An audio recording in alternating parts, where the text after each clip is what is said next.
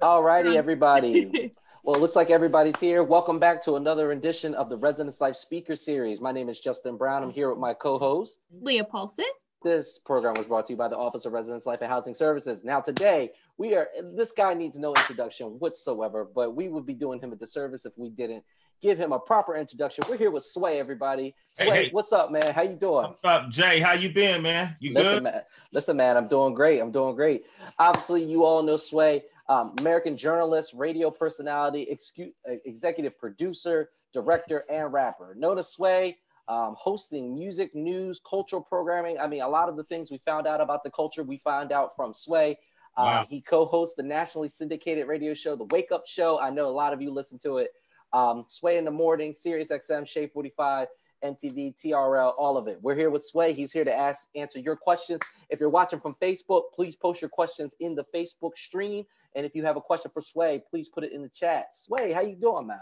Justin, I'm good, man. I can't complain. I'm actually in one of my bedrooms in Harlem.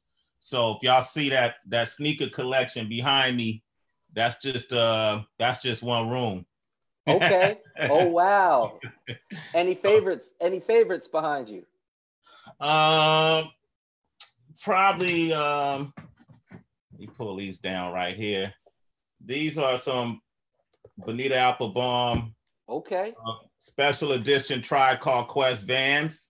Wow. That I like being that I grew up with Tribe Called Quest. Rest in peace to Phife Dawg, Q-Tip. Yeah. Ali Shaheed, all these dudes are my brothers. So in consequence, so when they came out with it, I was one of the first to go support it and buy it. I didn't even get it for free. I'm a firm believer in, let's say, Evelyn, if you got some type of merchandise and I'm your friend, I'm not gonna ask for it for free. I'm gonna support you, Evelyn, and I'm gonna buy your merch. You see, right? Support Black businesses. Okay, you already know what it is. Stop being cheap. Stop being cheap. I don't want to be cheap. I'm gonna go ahead and buy that T-shirt or whatever that idea is. So I got other ones, but my main sneakers in a different room. I got the Eminem 4s, the J's. Man, what else? I don't know, man. You know what? A lot of it, what I do is I give them away. So I donate a lot of sneakers to men's shelters. Okay. And halfway houses, because I wear size 11. That's a popular size. You can't wear all of these. No. Sneakers, yeah. I only wear like 3 pair of sneakers. So. Okay, well, that's good to know. But listen, I'm blessed to have you on. I know everybody else is blessed. They want to know what you're doing, what's going on. Before we get started, though, I want to tell you how I was twice blessed. We've got to work together before. I don't know if you remember. I remember you. Do you remember? Yes. Yes. So wow. Justin, you look like a baby. Listen, I gotta throw it back here. So this was way back, Sway. I think this was 2010 when Drake was just kicking off his tour. He stopped at a school called Slippery Rock University. I remember you and MTV came in and y'all did this thing, and you gave me about 3 minutes to interview you for the school paper, man. It was dope. I appreciated it. Was that in Philadelphia? I mean, in Pennsylvania? That was in PA. That's right. It's out there in the boonies, man. I try to tell people Slippery Rock is a real place. It really does exist. I actually remember that because I was really fascinated with Drake because he was headlining his own tour. Right. And it was so early in his career, and it was like, wow, how is this dude pulling this off? Right. You know? It was real early. And the fact that I think the first one was at Slippery Rock. So when it's just a little known fact that when he started his first tour, he did it first at Slippery Rock, and he dropped a song that night. I think it was called Fireworks. And it just blew up everywhere, and it just got a lot of recognition for the university. So that was really cool. So I appreciated that. You don't age. Listen, the hair, man. I need a haircut, but I'm doing my thing. Okay. So what have you been doing during COVID? Well, it's been really important for us to on Sway in the Morning. So the Wake Up Show was something separate from Sway in the Morning. The Wake Up Show is a syndicated show I started in the 90s with DJ King Tech from the West Coast. That show was very politically charged, and we broke a lot of independent and new artists. At that time, those new artists were Notorious B.I.G., Wu-Tang Clan, Tupac, all these different people who have gone to become who they are now. Common was one of the first artists we played on our show, which is one of the reasons why he and I friends, and we syndicated that show worldwide. That's separate from Sway in the Morning. But I say that because that show kind of gave me my footing. It gave me my foundation that later on led me to MTV. And we started doing, that was the largest youth network in the world at the time when I came there in the year 2000. And so because I was already politically charged, I grew up in Oakland. I come from a background of activists. I always implemented political segments in my shows. So from the Wake Up Show to MTV, I did a lot of the political coverage over the years. From the early years, even pre-Obama, I was on the road and doing different campaigns, covering the midterms and covering Senator Obama. And at that time, Secretary of State Clinton and Senator McCain and John Edwards and all these people, I was on the road with them because I wanted to be a liaison from the political realm to our communities and help kind of break down the jargon that was used in the political circles, because I felt we weren't properly taught it. So being toes down helped me bring back this information. Hey man, they passing this policy that's going to affect your life for the rest of your life if y'all don't snap out of it, man. Right. Hey man, if we don't vote in these midterms, if you don't vote in these local elections, you can't expect change to happen from up top. It got to happen, So I was the town crier, so to speak. And so with Sway in the Morning, one of the things I wanted to do early on when that show first started in 2011 is kind of do a hybrid of TV and radio at the same time. I still work for MTV, but I was heavily involved with MTV. And I just saw there was a void in hip hop radio where folks weren't really talking about politics. And so I implemented a man by the name of Mike Muse, who actually worked for the Obama administration for years. He was one of their head fundraisers. And then he also was the head of one of the heads of My Brother's Keeper program that was coming out of the Obama administration. And I've told him twice a week, 3 times a week, I want you to do these, really well thought out segments on what's going on in the political realm. Nonpartisan. We're just going to tell the facts and let people take them in and do what they want. But we're going to break them down in a way where you can see how these things affect you. So during COVID-19, it's been really important that we follow the medical and the science community and try to get as much facts as possible about COVID-19 itself, the virus itself. Not all the theories, so it's a lot of theories around it. It's a lot of propaganda around it. It's a lot of conspiracy theories around it. But more importantly, if you are to contract it, or how can you avoid contracting it? Or if you are to contract it, how do you work your way through it from a medical sense? And so every day we're trying to divvy out as much information as possible. And we tell people, look, don't just take it from us. Here's some information. Do your own research, figure it out. Some people say it's a scam. Some people say we're being lied to. Probably. We probably are being, a lot of information is being withheld. I'm sure everything has everything, when you trace the money, you can find out the truth about anything in this country. But in the meantime, I got a friend named Fred, the godson from the Bronx, who died because of complications of COVID-19. I got friends in Oakland, where I'm from, that have passed away after contracting COVID-19. Problem was perhaps they weren't treated correctly. Perhaps it was the wrong things were being done to treat them. And so that's the kind of information that we're seeking to find out while we're in this quarantine, how we can help people make safer decisions on how they're going to function in today's society. I'm not sure how old you guys are, Tyler and Evelyn and Rohan is. Am I saying your name correctly, Rohan? Rohan? Yeah, that's right. Okay, so, I know are y'all, what grade, like how old are y'all? How old are you?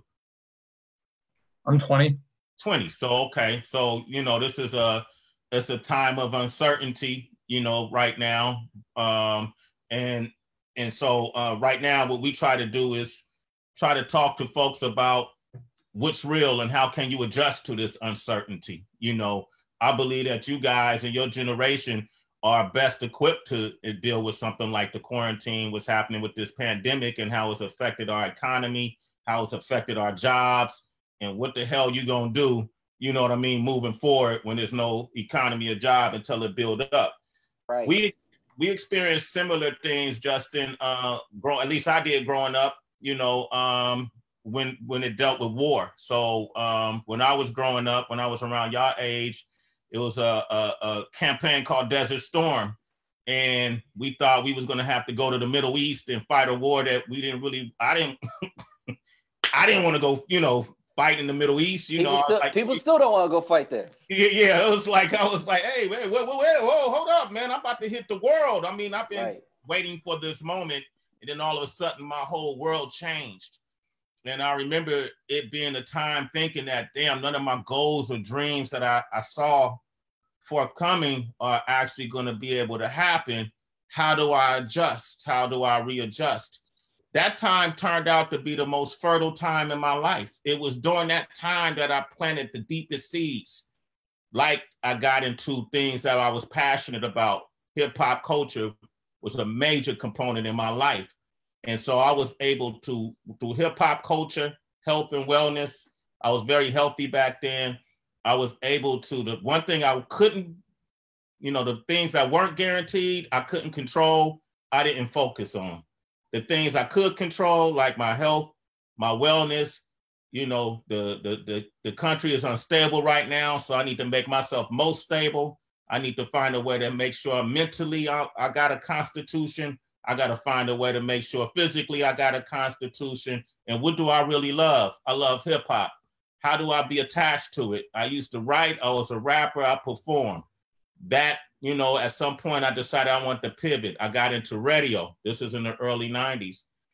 That tutelage I learned in radio back then came full circle all the way to now, where you see a show like Sway in the Morning. Everything I learned in radio back then came full circle when I came to MTV, and I would do MTV News, and I'll interview a president in the White House, or I'll, go into the neighborhoods and talk about inequalities in the neighborhood or racial divide. I remember when we went to war with Iraq in the Shock and Awe campaign, and the country became polarized. And it was a lot of, kind of like what you're seeing now, this racial divide.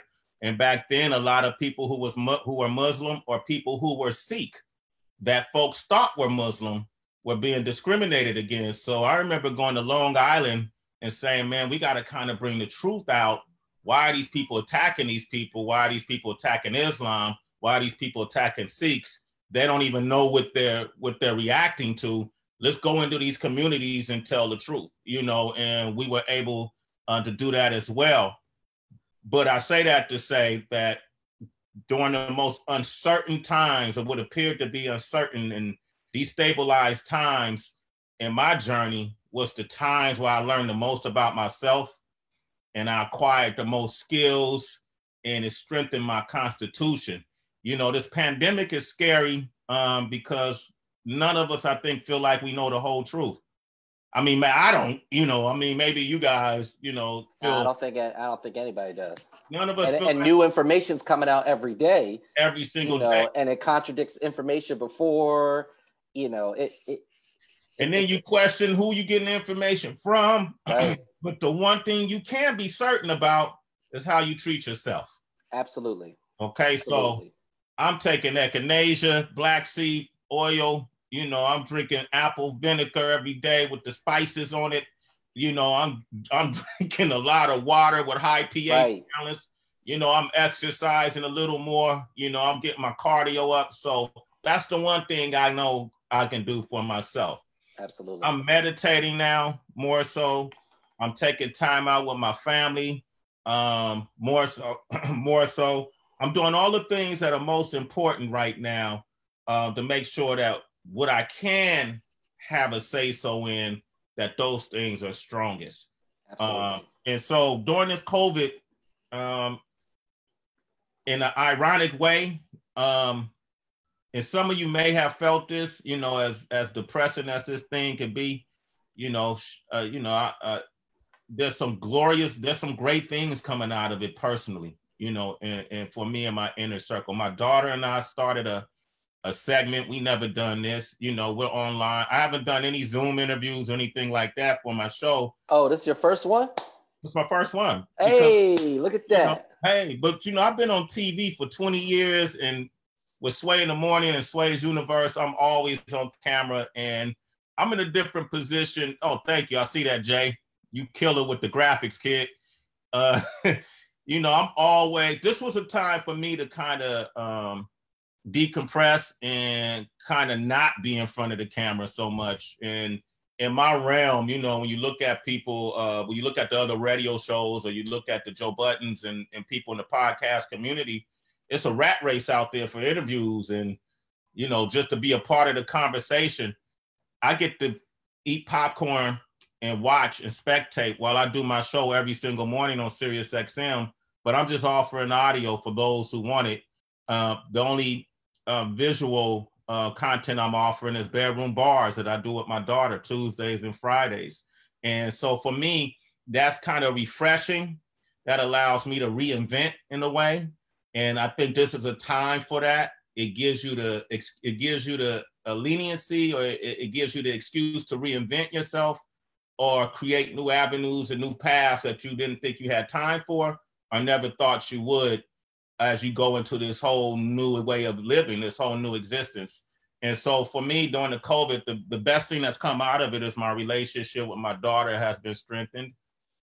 She's in college like you guys, you know, and she was graduating from NYU this year, and you know, wasn't able to walk the stage, but we've been watching the different graduations at home on the couch together. You know what I mean? And so for us, we've been able to build on business. She has a job. Luckily, she's fortunate. And we've been able to have conversations on a day-to-day basis. She's upstairs right now, probably playing some City Girls or something on 10. There you go. There you go. You know. Well, listen, Sway, we want to be a good steward of your time. So we got about probably 10 minutes to ask you some questions. So we're going to allow some people to go ahead and jump here with some questions. But before they jump in with their questions, we had Al Roker on this morning. He told us to tell you hi. All right. Then he told us to ask you about the Eminem show, because he said Eminem have never been on there. Just do it out. He was like, that'll make him laugh. He was like, tell him I said hey. Yo, the crazy part is he's 100% right. Like, I worked at Sirius X. I work on them. Eminem has a station called Shade 405, him and his manager, and they asked me to partner up with him and do my morning show there. But I work for Sirius XM. I've known Eminem since he first started in the game. His first big break came from my first radio show, The Wake Up Show. You could like Google it and you'll see him in videos with us in the whole nine.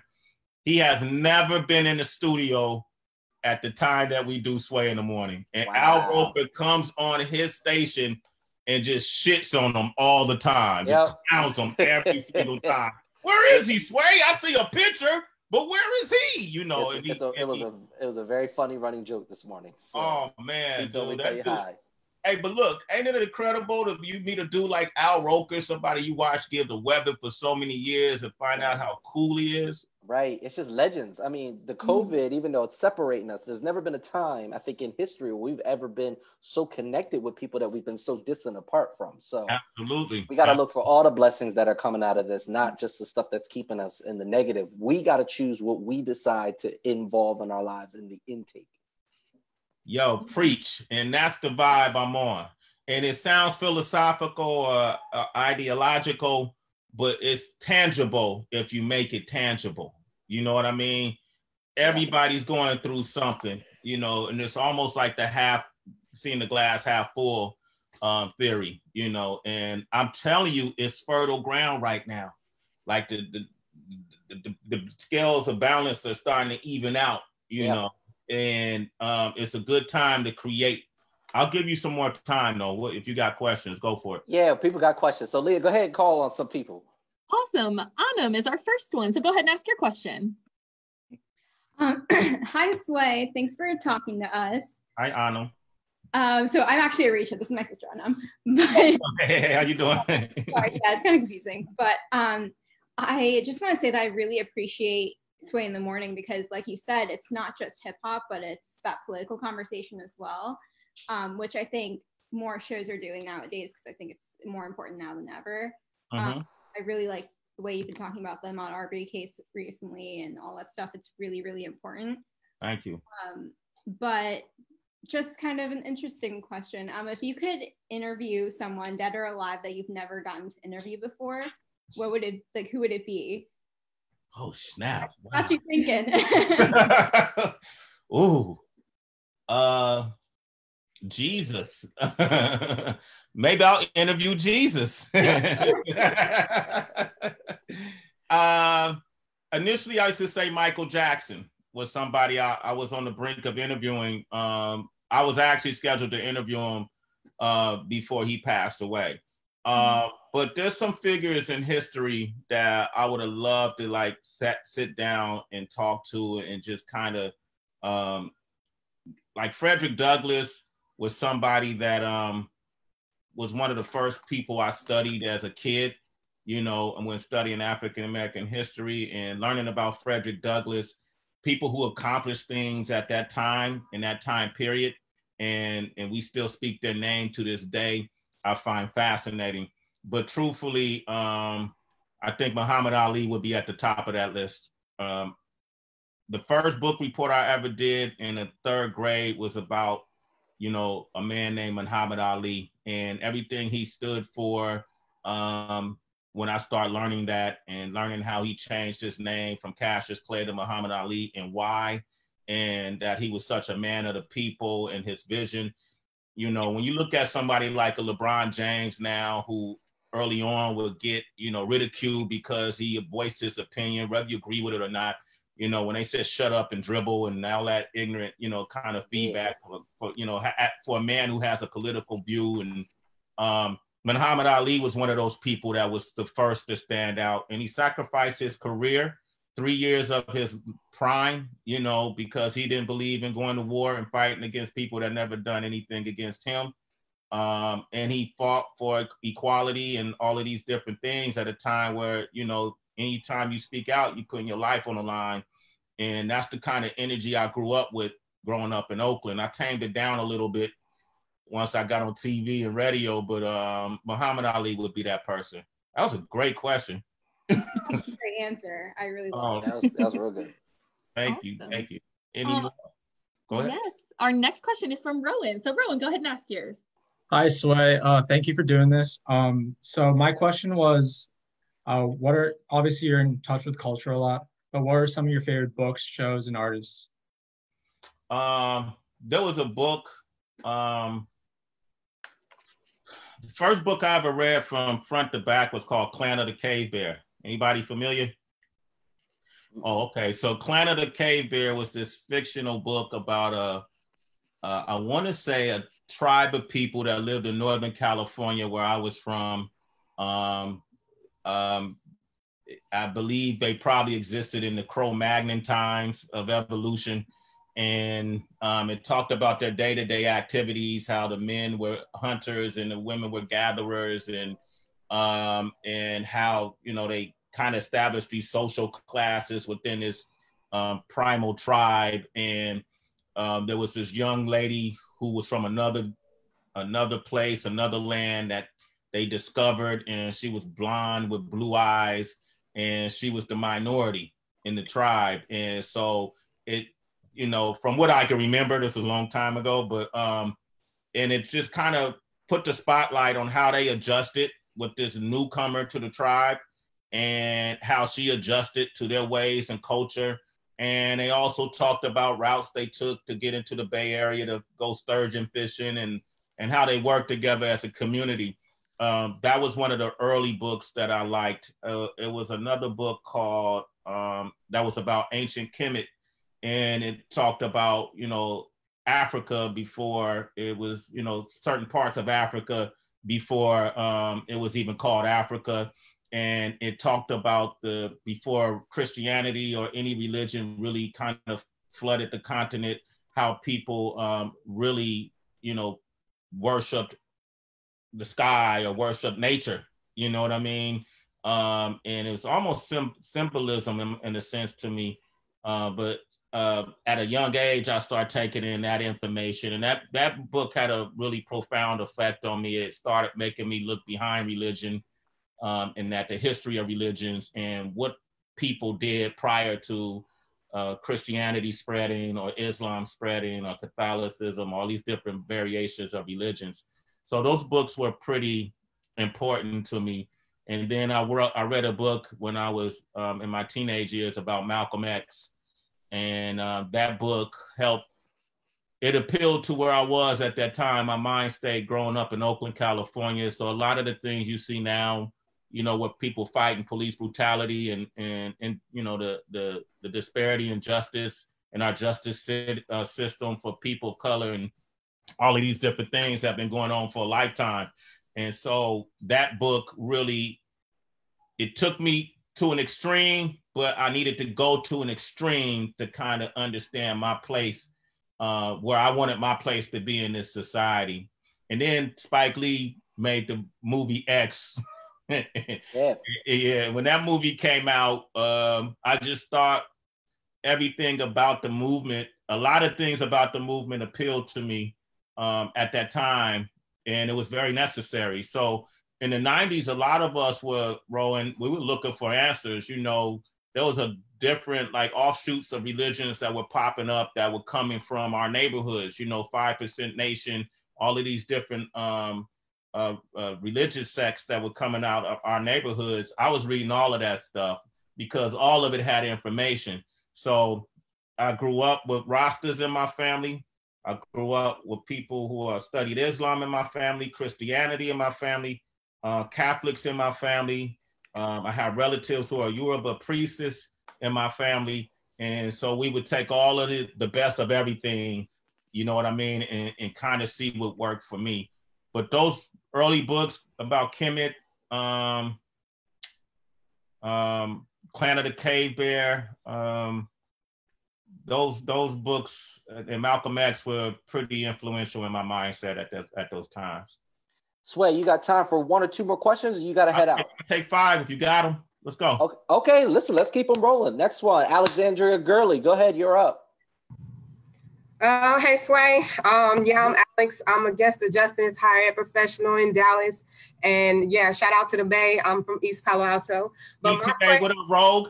Yeah, hella boosty. My question is, what is the greatest piece of advice you've ever been given, whether it was from someone in the industry or a personal family member or somebody? What is some advice? Well, first of all, who's that over your right shoulder? That's my daughter. Hey, what's up? How you doing? She's 3. That's Kayleen. Kayleen, I see you, Kayleen. Kayleen ain't having it right now. Kayleen is not having it. My grandmother once told me there was a time in my life when I was at a crossroad growing up in Oakland, and I had done some things that I'm not so proud of that could have led me down a whole different direction, and got caught doing them. And my grandmother sat me down and told me, look, you know, you're destined for greatness. You just have to realize it, you know, and when you get out of your own way, you'll find your path. And I remember asking her, well, what should I do in the meantime? And she said, let go and let God. And so I did not necessarily understand it at that time, but once I start getting an understanding of it, I start letting go and letting God, so to speak, help me get out of my own way. So I made that apply to everything, even in the music business and entertainment. I can't remember anything specific anyone told me that works. But whenever I found myself facing adversity, you know, let's say, for example, when I started Sway in the Morning, the reason why I started is because I was going through contract disputes with MTV. And corporations have a way of making you feel like they own you, like they made you. But when I came, I was me before I even came to MTV. I got the receipts, you know what I mean? That's why they asked me to come, you know, but I have been there 10 years, and I will admit that it elevated my visibility to a whole nother level, like on a global basis. And I'm very grateful and thankful for that. But when it came to business, that's something different.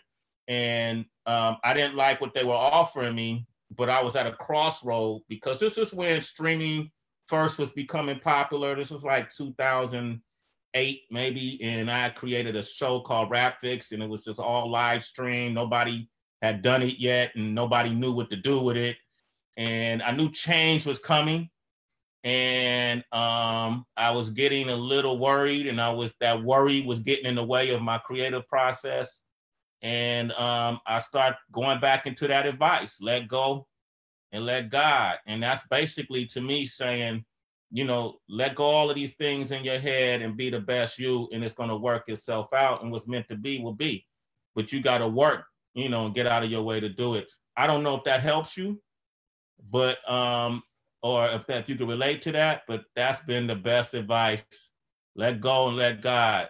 In other words, trust in yourself, you know, and your faith, and you'll find your way wherever that way is supposed to be. I never knew that. Say, for example, Justin, I actually remember that day when it was hard. You was working me to get that interview. I remember. Yeah, I remember that. And I almost didn't do it.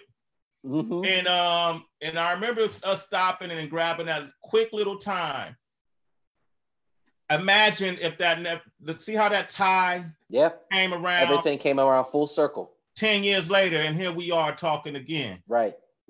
And you didn't get in the way of yourself. You didn't catch an attitude. You were very patient with me, and I recognized that, and I'm glad we had that moment. Glad we did too. I had to get out of my own way. You know, like, let me ground myself. Let me be lucid. This young man just wants a few words. You know, I was that young man at one point, and I remember going up to people asking them, hey, can I have a few words? And remembering how it made me feel when folks wouldn't even give you the time of day. Yeah. And I've always vowed I would never do that. And sometimes you got to get out of your own way, get out of your own head, you know, let go and let God. Now, if you don't believe in God, or you don't believe in a higher being, you can at least believe in yourself. Right. People don't care about what you know, and they don't never remember what you know, but they will remember how you treated them and how they made you feel. Yeah, absolutely. We have people watching us from the Facebook stream. We got Cynthia Worthington. She wants to know, what are some of your favorite foods, and how are you doing with cooking? Yo, Cynthia, cooking skills. Why are you trying to clown me, Cynthia? My favorite foods, that's the other thing about the quarantine. I learned I could cook a lot better than I thought I could, you know, because my daughter's here, so I got to whip up meals for her, and we go back and forth. My favorite food is fish. I don't eat any fish. Is the only thing I eat. I don't eat anything else that gives birth. You know, I don't eat red meat. I don't eat turkey. I don't eat poultry. None of that stuff. It took a long time. But I haven't eaten that in a long time. So I've been making a lot of baked fish with different, you know, like jasmine rice. I'll make, yesterday I made jasmine rice with baked fish and some asparagus. I'll make spaghetti with, you know, veggie meat. I just bought a crock pot, so I'm looking for dishes. I'm good with potatoes. I'm good with a little bit of macaroni. So pastas I'm okay with. But my grits, I don't know if y'all eat grits. Anybody eat grits? Okay, so my grits are crazy. My yellow cornmeal mush is the best in the game right now. So my breakfast food is killer. Like, I could cook you some potatoes, some eggs if you like that. You know, some hot cereals, all of that. So yeah, those are my favorite foods. It's probably fish and vegetables. Awesome. We'll go to Tyler for our next question. Tyler, go ahead and ask him your question. All right, Sway, I muted myself, so we good this time. My question for you is, and I don't know if you'll be able to answer it, but so many freestyles, and if it's one thing that I appreciate, it's just the way that you genuinely are, like, when the artist is going, you're right there with them. Like, I remember I watched you and Chance, and you were standing up with them, like going back and forth. And I appreciate that. I think that it's great. But who, in your opinion, was your favorite freestyle that you've heard while doing this? Shit, Tyler. Come on, man. Man, I've had, can I tell you a couple? Yeah. Sure can. Okay. Yeah. All right. So,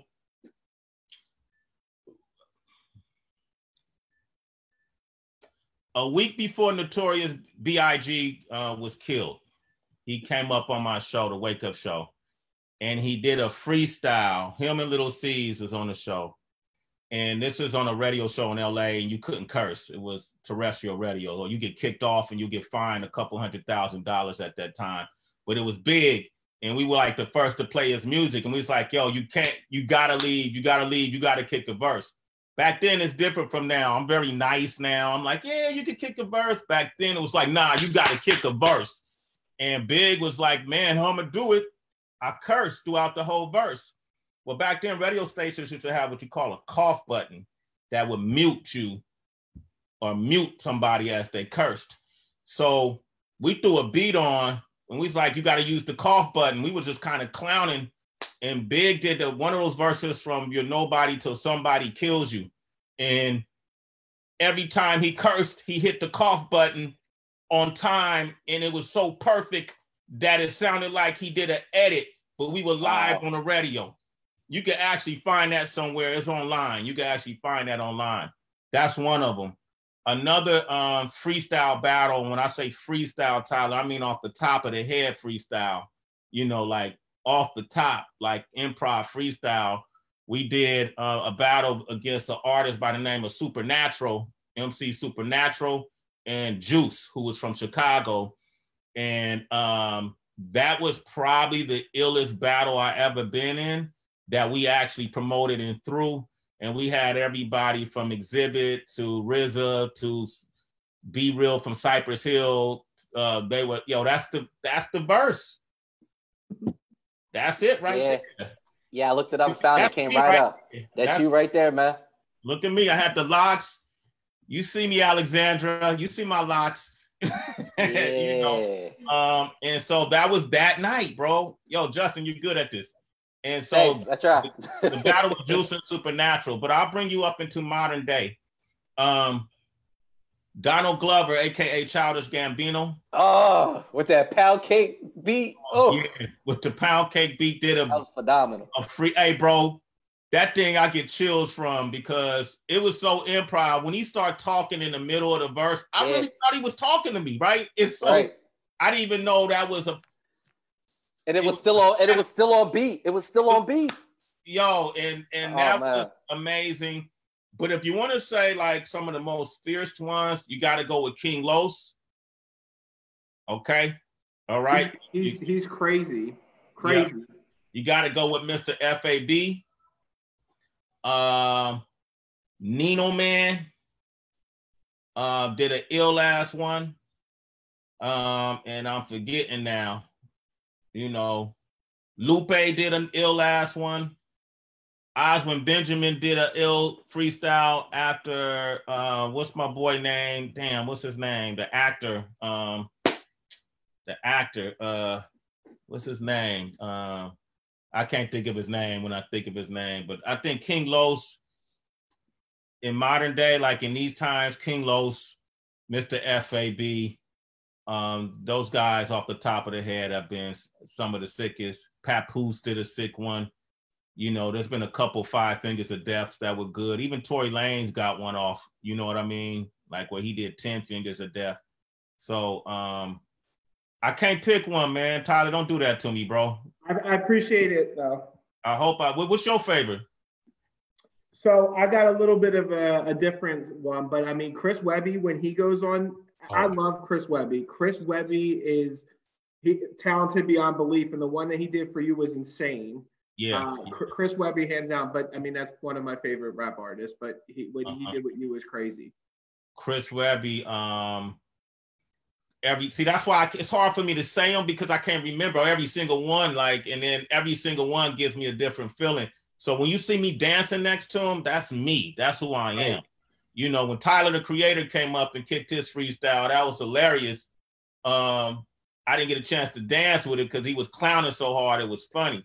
Yeah. But I'm really into this culture, huh? Lil Dicky, his stuff's funny too. Lil Dicky's is funny too, but I didn't know to take Lil Dicky seriously at first. Right, no one did, and that's his niche. That everybody undercuts him and underestimates him. And then he comes out on the other side with this crazy thing that he just did. Yeah, Little Dicky's good, but these other guys is a little different.